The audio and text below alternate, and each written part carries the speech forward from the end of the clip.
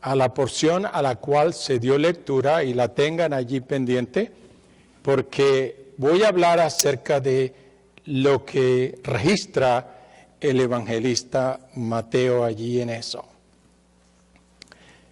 Hace algunas semanas atrás, recuerdo que les hablé de un tema que tuvo que ver con descubriendo a Jesús.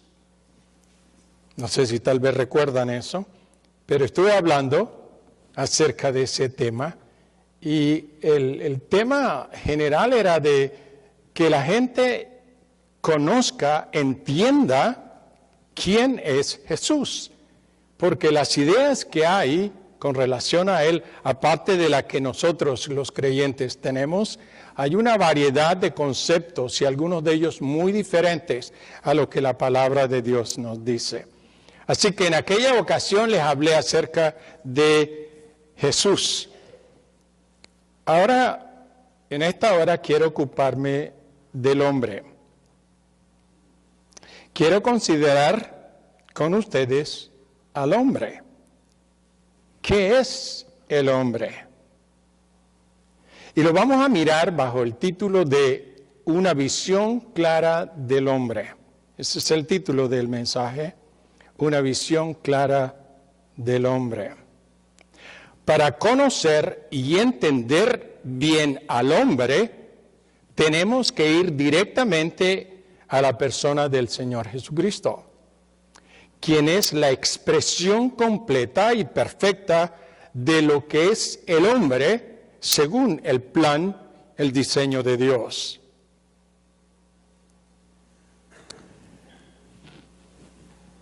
En el Evangelio de Juan, en el capítulo 1, voy a indicarles unas palabras que el evangelista dijo con relación al Señor Jesucristo. El capítulo 1 de Juan.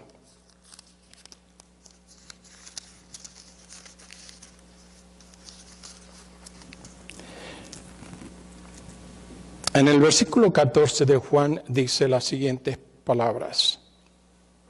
Y aquel verbo fue hecho carne y habitó entre nosotros y vimos su gloria, gloria como la del unigénito del Padre, lleno de gracia y de verdad. Juan dice que el verbo en los versículos anteriores, comenzando con el versículo 1, comienza este hombre a hablar acerca del verbo, y nosotros sabemos quién es el verbo.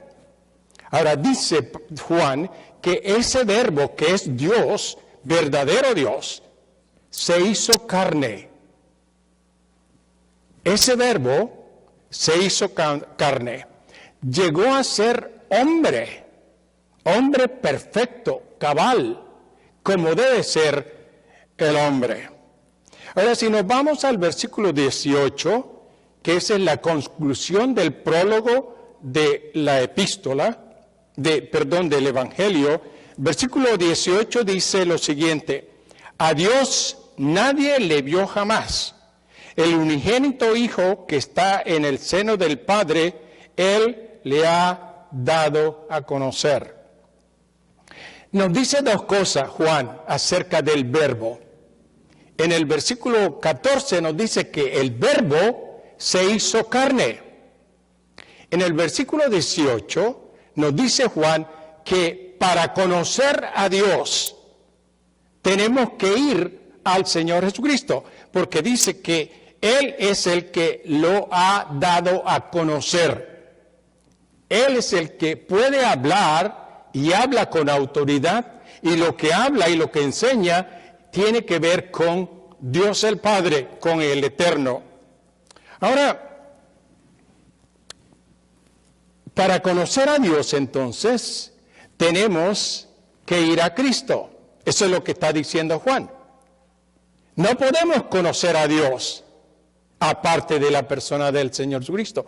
Él es la revelación, la expresión, la esencia de la divinidad.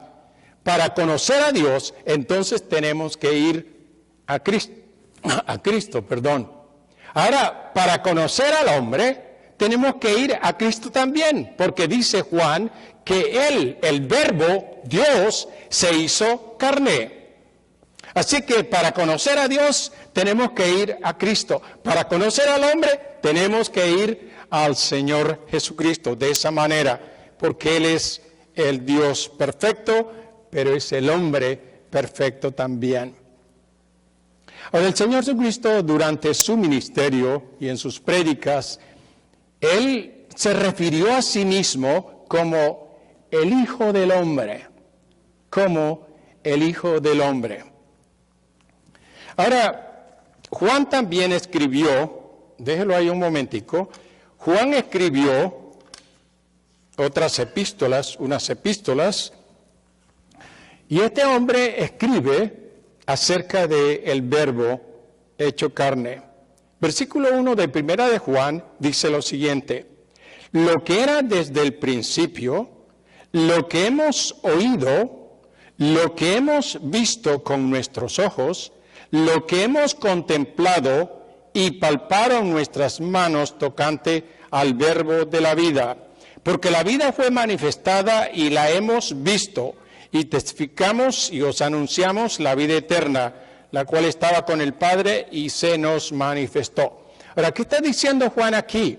Él está diciendo lo mismo que dijo en el Evangelio. Dice que este Verbo se hizo carne y que habitó. No fue un fantasma, Cristo no fue un fantasma, no fue una aparición, fue un hombre verdadero. Eso es lo que dice Juan, que lo pudieron tocar, lo pudieron palpar. Lo vieron, lo palparon, lo tocaron, porque era un hombre. Así que el único que puede hablarnos o enseñarnos acerca de lo que somos nosotros es ese hombre llamado Jesús. Entonces, como estaba diciendo, el Señor Jesucristo habló en muchas de las ocasiones, se llamó a sí mismo el Hijo del Hombre. Él, con esa declaración, marcó su identificación con la humanidad y sugirió que la verdad y el entendimiento final de la naturaleza humana debe ser el resultado de un conocimiento de Él mismo. Así que, considerando su enseñanza acerca de Dios, podemos decir que la enseñanza final la encontramos en Él como el Verbo, que es la palabra. De igual manera, su enseñanza final acerca del hombre no se ha de encontrar sino en Él como el Verbo hecho carne. Así que vamos a ver al hombre, pero lo vamos a ver a través de la persona del Señor Jesucristo, porque Él es el hombre perfecto. Ahora quiero que vengan conmigo a esa porción a la cual se dio lectura. Mateo capítulo 4.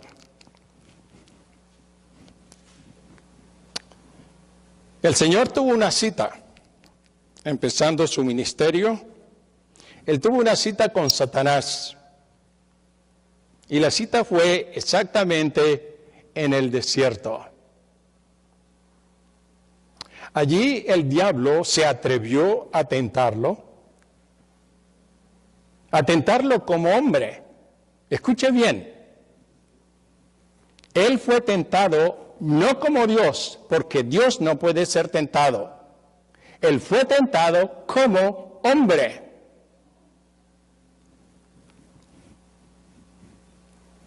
Y la tentación fue triple. Él lo tentó en 3 áreas. Y a eso quiero referirme en esta hora. Quiero que miremos a esas 3 tentaciones para que conozcamos la enseñanza correcta acerca del hombre. Y la he dividido esa tentación en las 3 partes. La primera tentación tiene que ver con un ataque a la vida física. Recuerda que Satanás le dice al Señor, di a las piedras que se conviertan en pan. La segunda tentación tiene que ver con el ataque a la vida espiritual. La vida espiritual del hombre. Y lo hizo en la forma de échate debajo que te recogerán los ángeles. Y la tercera tentación tiene que ver no con el individuo en sí, sino con la vocación del hombre. ¿Por qué? ¿Para qué está el hombre en este mundo? Ahora, cuando estoy usando el término de hombre, no me refiero solamente al género masculino. Estoy hablando en términos de mujer y de hombre. Así que se aplica a ambos géneros, para que me entiendan bien. Así que de esa manera vamos a ver al Señor Jesucristo como el hombre que fue tentado en esas áreas. La primera tentación fue dirigida contra la vida física del hombre. Ahora, ¿por qué digo esto? Porque Satanás ordena al Señor, o le pide al Señor, que convierta las piedras en pan. ¿Para qué? Para satisfacer el hambre física. Revela, según la Escritura, según Satanás, que el sustento de la vida humana no se encuentra sino en el pan. Para Satanás, cuando está hablando con el Señor, lo está considerando como el hombre que necesita comer, que si no come va a morir. El Señor corrige esa idea y le dice a Satanás que no solo de pan el hombre vive. Él dijo, no solo de pan vivirá el hombre, sino de toda palabra que sale de la boca de Dios. El Señor le está indicando a este ser, Satanás, que el hombre no es simplemente materia, que el hombre es espíritu, y que el hombre no solamente vive del pan, pero que ha de vivir de la palabra de Dios, que el hombre necesita sustento, el sustento verdadero que viene de la palabra de Dios. Eso fue lo que Satanás consideró que el Señor Jesucristo era: un hombre, un humano, y que necesitaba comer. Si no come, ahí termina. ¿Y sabe que todavía esa idea circula en la sociedad en que vivimos? Hay muchos que todavía consideran que el hombre es solamente materia.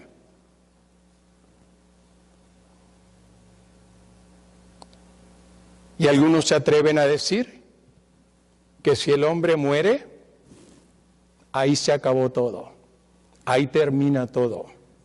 Pero eso es lo que está tratando de enseñarle el Señor a este ser, que el hombre no es solamente materia, pero que es espíritu, y que manteniéndose por la palabra de Dios puede vivir. ¿Recuerda lo que dijo el Señor Jesucristo? Que debemos buscar primeramente, ¿qué cosa? El reino de Dios. El reino de Dios, dijo el Señor, buscad primeramente el reino de Dios. Ahora, eso no es pan, eso no es sustancia física, eso es algo espiritual.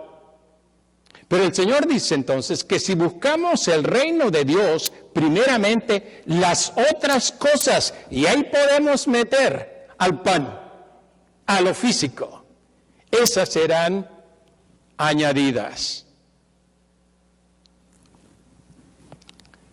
Hay algunas declaraciones que son bien claras con relación a este asunto del hombre, que no es simplemente materia, que no es solamente carne y hueso, que el hombre es espíritu también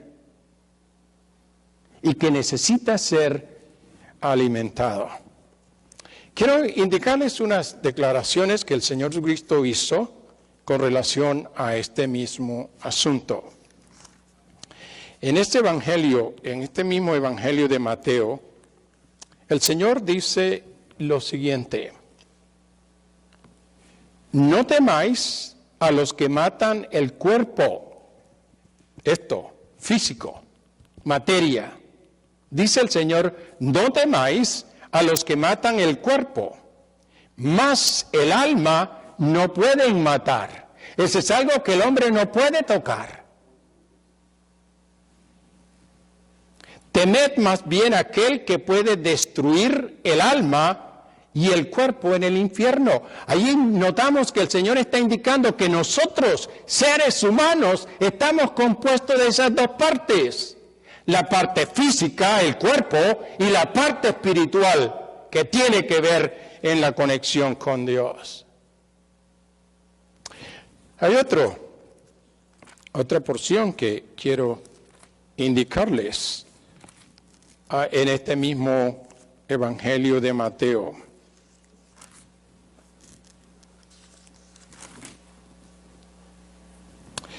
Mateo en capítulo 22 dice lo siguiente: pero respecto a la resurrección de los muertos, ¿no habéis leído lo que os fue dicho por Dios cuando dijo: yo soy el Dios de Abraham, el Dios de Isaac, el Dios de Jacob? Y escuche, Dios no es Dios de muertos, sino de vivos. Cuando Él menciona a estos hombres, Abraham, Isaac, Jacob, ellos ya estaban muertos hacía muchos años. Y sin embargo, el Señor indica que estos hombres que murieron años atrás están vivos. Él dice que el Dios del cual Él proclamaba y del cual era Él mismo, no es un Dios de muertos, sino de vivos. Así que nosotros no somos simplemente materia y no hemos de depender simplemente del pan físico. Nosotros necesitamos también el pan espiritual porque tenemos parte que necesita ser alimentado de esa manera. Y una vez más le indico algo que el Señor Jesucristo dijo en este mismo Evangelio de Mateo. El Señor dice lo siguiente: por tanto os digo, no os afanéis por vuestra vida, qué habéis de comer o qué habéis de beber, ni por vuestro cuerpo, qué habéis de vestir. ¿No es la vida más que el alimento y el cuerpo más que el vestido? Mirad las aves del cielo, que no siembran, ni siegan, ni recogen en granero, y vuestro Padre Celestial las alimenta. ¿No valéis vosotros mucho más que ellas? ¿Y quién de vosotros podrá, por mucho que se afane, añadir a su estatura un codo? Y por el vestido, ¿por qué os afanáis? Considerad los lirios del campo, cómo crecen, no trabajan ni hilan. Pero os digo que ni aun Salomón, con toda su gloria, se vistió así como uno de ellos. No os afanéis pues diciendo, ¿qué comeremos? ¿O qué beberemos? ¿O qué nos vestiremos? Porque Dios sabe que necesitáis de esas cosas y Él proveerá. Así que de esa manera el Señor se deshizo de Satanás, ofreciéndole que comiera. Y gracias a Dios que sucedió así, para enseñarnos a nosotros que nosotros no somos solamente carne y hueso, que hay en nosotros un ser espiritual y que ese vive, necesita el sustento adecuado. Él necesita la palabra de Dios, como dijo el Señor, que vivirá. La segunda tentación tiene que ver con un ataque a la vida espiritual del hombre. La segunda tentación fue, entonces el diablo lo llevó a la santa ciudad y le puso sobre el pináculo del templo y le dijo, si eres hijo de Dios, échate abajo porque escrito está, a sus ángeles mandará cerca de ti, en sus manos te sostendrán para que no tropiece con tu pie en piedra. Jesús le dijo, escrito está también, no tentarás al Señor tu Dios. Un ataque a la vida espiritual. Échate abajo, dijo Satanás.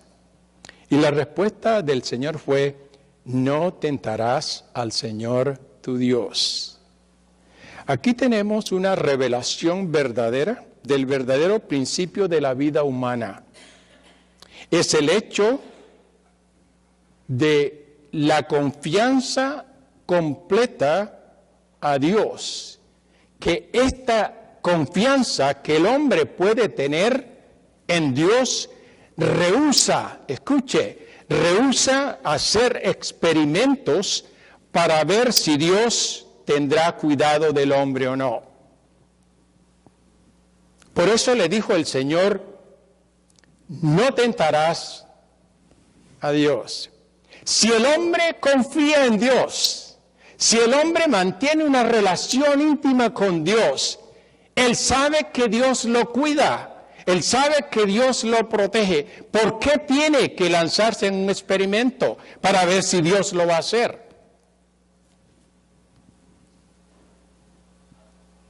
Eso que pareció más bien como un acto de confianza para probar que Dios lo libraría, resultó más bien un asunto de duda, porque está dudando lo que Dios ha prometido que hará, de cuidar de nosotros. Si Él ha prometido cuidarnos, ¿por qué tenemos nosotros que tentar a Dios? Simplemente por la curiosidad o el capricho de querer saber si Él va a responder. Es por eso que dice el Señor que no debemos de tentar a Dios.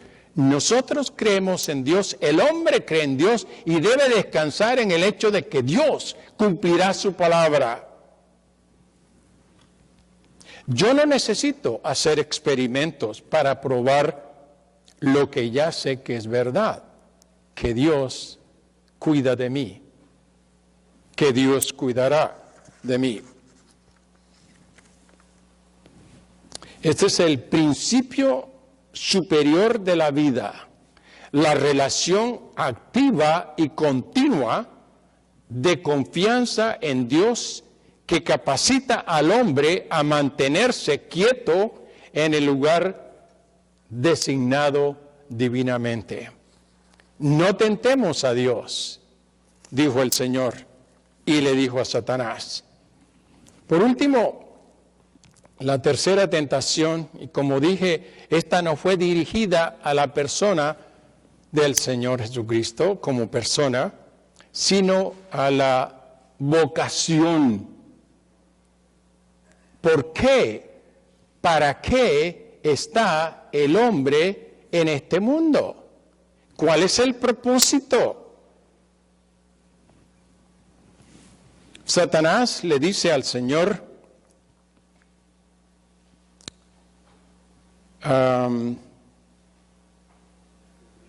todo esto, una vez que le ha mostrado todas las cosas, todo esto te daré si postrado me adorares. Cuando Él le muestra todos los reinos que realmente no eran ni de Él, porque Él no ha creado nada, Satanás nunca ha hecho nada. Todo lo que ha hecho es destruir, dañar, pero Él no produce nada. Entonces Él le muestra al Señor todos los reinos y le dice, todo esto te daré si postrado me adoras. Y el Señor le respondió, escrito está, al Señor tu Dios adorarás y a Él solo servirás. Dos cosas menciona el Señor. Una, adorar. Dos, servir. Ese es la totalidad de la razón por qué usted y yo estamos aquí. Desafortunadamente, debido al pecado, debido a la manera como nosotros hemos sido engañados por el enemigo, no entendemos a veces el por qué nosotros estamos aquí. Pero aquí el Señor nos está diciendo claramente la razón por qué estamos aquí. Dice, para adorar a Dios y servir a Dios. ¿No hemos pensado en eso consiste la vida del hombre? Exactamente. En adorar a Dios. Ahora, ¿cómo es que el hombre adora a Dios según los términos del Señor Jesucristo? ¿Cómo adoro yo a Dios? Por la realización completa de la vida. Por el descubrir todos los poderes del ser como Dios los ha colocado dentro de la personalidad humana. Y por el desarrollo de esos poderes es como nosotros adoramos a Dios. Con esto se logra, porque entendiendo esto, entonces, todo lo que yo hago tiene un factor de adorar a Dios. Cuando nosotros llegamos y establecemos esa relación íntima con Dios, cuando establecemos esa relación profunda con Dios, todo lo que usted haga, con eso adora a Dios. ¿Se ha puesto a pensar por qué el apóstol San Pablo hizo algunas declaraciones? Por ejemplo, en Colosenses. Tal vez debo de llevarlos a ese lugar para que miremos lo que enseña Pablo con relación a eso.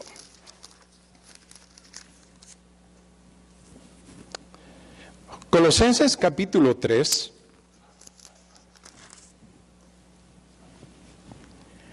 Dice, versículo 22, siervos, obedeced en todo a vuestros amos terrenales, escuche, no sirviendo al ojo, como los que quieren agradar a los hombres, sino con corazón sincero, temiendo a Dios. Y sigue diciendo, y todo lo que hagáis, todo, no simplemente lo que hace en la iglesia, de dirigir el servicio, de tocar el piano, de cantar, de predicar, no. Pablo está diciendo que todo lo que el hombre hace, manteniendo esa relación con Dios, dice, todo lo que hagáis, hacerlo de corazón como para el Señor. ¿Lo entiende? ¿Lo entendemos? Y no para los hombres. Cuando yo estoy trabajando en la carpintería, estoy haciendo mi trabajo allí, pegando cosas. Según Pablo está diciendo que eso que estoy haciendo, que es la capacidad que Dios me ha dado, la habilidad o el talento, lo que Él me ha dado, con eso yo debo de adorar a Dios. El hombre en la oficina, la mujer en el hospital, la enfermera, lo que sea que está haciendo su trabajo, eso es lo que Dios le dio a usted. Y con eso, según Pablo, adora a Dios. Increíble. A veces no pensamos de esa manera. A veces consideramos el trabajo y a los patrones que a veces no nos caen bien. Pero es que ese es el hombre. Ese es el hombre. Eso es lo que el Señor Jesucristo enseñó. Que el hombre ha sido establecido, ha sido traído a este mundo para adorar a Dios. Para que con lo que usted haga, adora a Dios. De esa manera cumplimos lo que Dios dice que nosotros hagamos. No es simplemente cuando estamos en la iglesia, ¿sabe? Yo no adoro a Dios simplemente cuando estoy aquí sentado en las bancas junto a ustedes y cantando los himnos. Esa es parte de la adoración. Pero es allí afuera, en el campo donde nosotros nos movemos. Allí debemos adorar a Dios. Y lo hacemos a través de lo que Dios nos ha capacitado para hacer. Algo más. Sabiendo que del Señor recibiréis la recompensa de la herencia, porque a Cristo el Señor servís. Y está hablando, se está dirigiendo a los siervos, a los esclavos. Y Él está diciendo que cuando hagan el trabajo que hagan para el patrón, para el jefe, que lo hagan como para el Señor. Porque cuando lo hacemos, según Pablo, lo hacemos para Dios.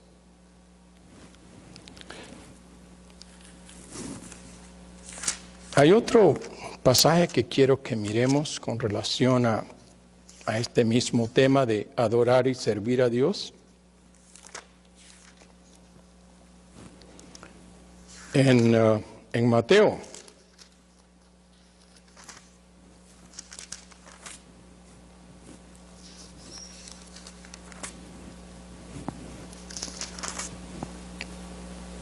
Dice lo siguiente. Escuche bien. Estas son palabras del Señor Jesucristo. Entonces el rey dirá a los de su derecha: venid benditos de mi Padre, heredad el reino preparado para vosotros desde la fundación del mundo. Porque tuve hambre y me diste de comer, tuve sed y me diste de beber, fui forastero y me recogisteis, estuve desnudo y me cubristeis, enfermo y me visitasteis, en la cárcel y vinisteis a mí. Entonces los justos le responderán diciendo: Señor, ¿cuándo te vimos hambriento? ¿Cuándo te sustentamos o sediento y te dimos de beber? ¿Y cuándo te vimos forastero y te recogimos, o desnudo y te cubrimos? ¿Y cuándo te vimos enfermo o en la cárcel y vinimos a ti? Respondiendo el rey le dirá: escuche, de cierto os digo que en cuanto lo hiciste a uno de estos mis hermanos más pequeños, a mí lo hiciste. ¿Agarramos el mensaje? Cuando usted hace estas cosas, que a veces lo hacemos sin tener en mente que lo estamos haciendo para el Señor, según el Señor mismo, porque estas son palabras del Señor, dice que eso que nosotros hacemos, cuando le damos la mano a uno que está necesitado, cuando visitamos al enfermo que necesita aliento, cuando le damos la camisa a alguien que no tiene que ponerse, O le damos un plato de comida a uno que está hambriento. Cuando hacemos estas cosas, dice el Señor que lo hicimos para Él.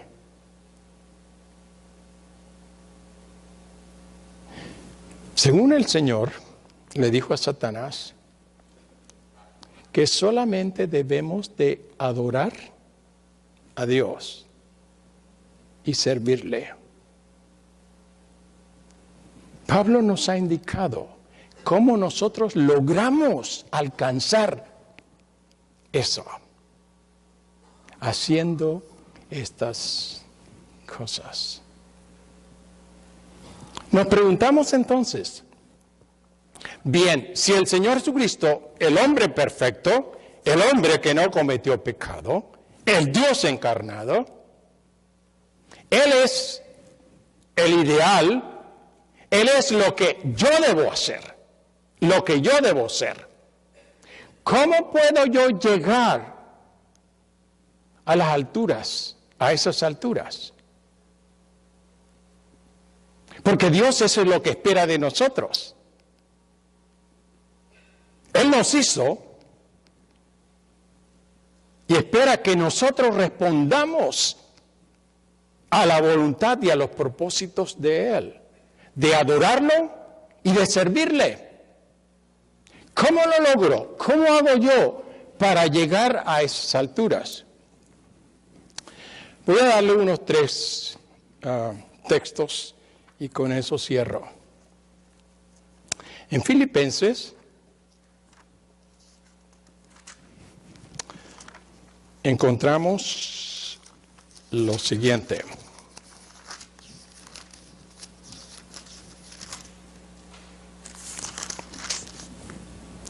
Pablo, escribiendo a los hermanos, les dice lo siguiente: estando persuadido de esto, que el que comenzó en vosotros la buena obra, escuche, el que comenzó, ¿quién comenzó? Dios, según Pablo. El que comenzó en vosotros la buena obra, ¿cuál obra? ¿Cuál buena obra? El tratar de hacernos semejantes, iguales a su Hijo. Esa es la meta de Dios hacia nosotros. Que nosotros lleguemos a ser iguales al Hijo. Escuche, estando persuadido de esto, que el que comenzó en vosotros la buena obra, la perfeccionará hasta el día de Jesucristo. Usted se dará cuenta que cada día en su vida hay algunas cosas que necesita aplicarlas, que necesita corregirlas. Dios por el Espíritu Santo está haciendo ese trabajo en nosotros.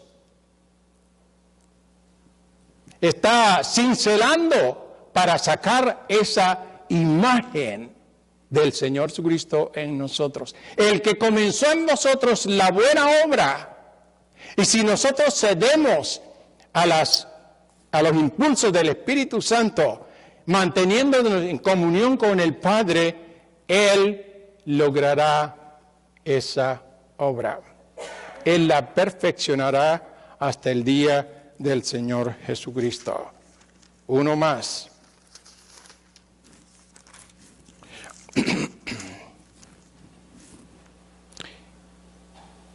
En Efesios, Pablo dice que él constituyó unos apóstoles, profetas, otros evangelistas y otros pastores y maestros, a fin de perfeccionar a los santos. Cuando usted viene a la iglesia, cuando usted escucha un mensaje, ¿qué es lo que sucede allí? Usted está escuchando el consejo de Dios. Usted está escuchando lo que Dios quiere que usted haga. Que su vida se ajuste a esos principios que está escuchando. Pablo entonces dice que pastores, obreros y todas estas personas están puestos para hacer un trabajo a fin de perfeccionar a los santos. ¿Me escucha? el trabajo de la predicación, de la enseñanza, todo eso tiene un fin. Y el fin, según Pablo, es de perfeccionar a los santos para la obra del ministerio, para la edificación del cuerpo de Cristo. Estamos, a través de escuchar los mensajes, las enseñanzas, estamos siendo construidos. Estamos siendo edificados en el cuerpo, hasta que todos lleguemos a la unidad de la fe y del conocimiento del Hijo de Dios, a un varón perfecto. Aquí está la palabra que quería. Hablamos acerca del Señor siendo el hombre perfecto, ¿no es cierto? Empecé diciendo eso. Ahora Pablo nos está llevando a ese punto, hasta que todos lleguemos a la unidad de la fe y del conocimiento del Hijo de Dios, a un varón perfecto, a la medida de la estatura de la plenitud de Cristo. Oh, gracias a Dios por esas palabras. El trabajo que Dios está haciendo con nosotros es forjando ese carácter, esa imagen de ese hombre llamado Jesús, perfecto. Dios quiere que usted y yo lleguemos a ese nivel. A la estatura de la plenitud de Cristo.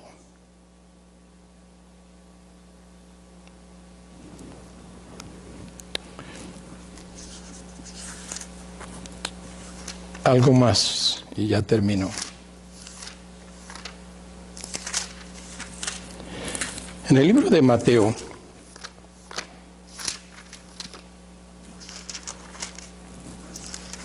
quiero que me siga en esto.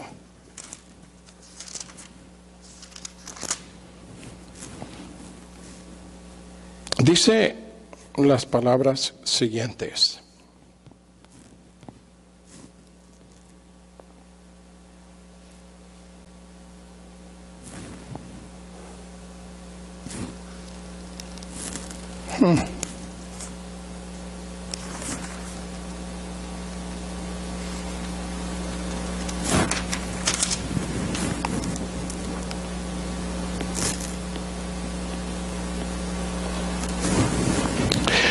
El texto no es el que aparece aquí, pero quiero indicarle lo que el Señor Cristo dijo,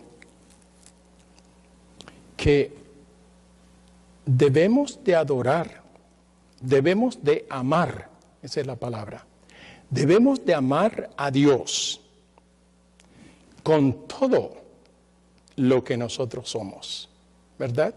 Con el corazón, con la mente, con nuestras fuerzas. En otras palabras, la totalidad del ser humano.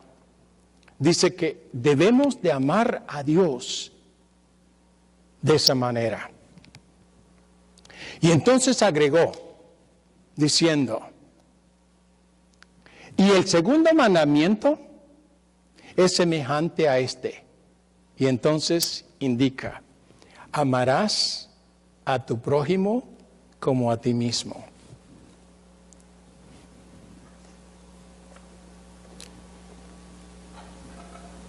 Y él dijo que cumpliendo esos dos mandamientos, el amar a Dios sobre todas las cosas y con todo lo que nosotros somos, y el amar al prójimo, así como nos amamos a nosotros mismos.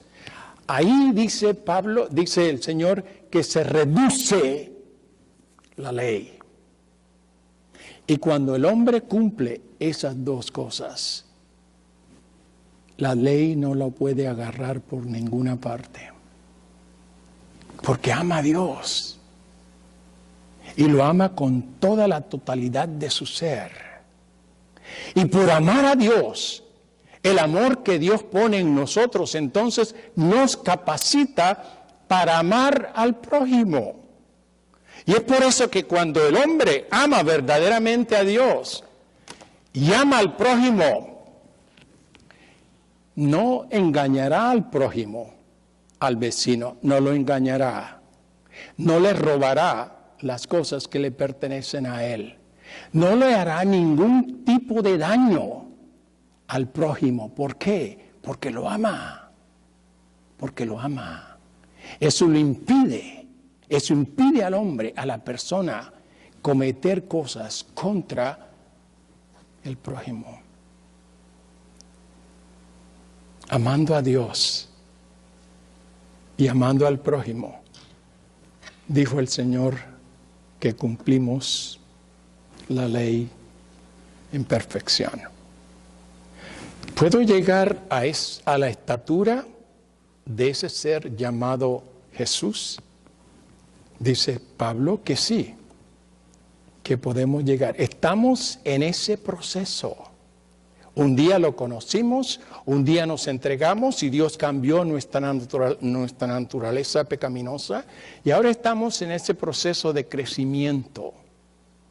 Y dice Pablo que el que empezó esa buena obra un día, la continuará hasta el día, la perfeccionará, dice Pablo, hasta el día cuando nos encontremos con el Señor. Así que hay esperanza, hermanos.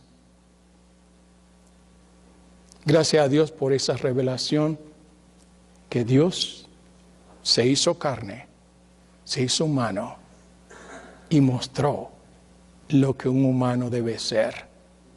Y que a esas alturas, como Dios espera que nosotros lleguemos, vamos a llegar cuando cumplimos lo que la palabra de Dios nos enseña.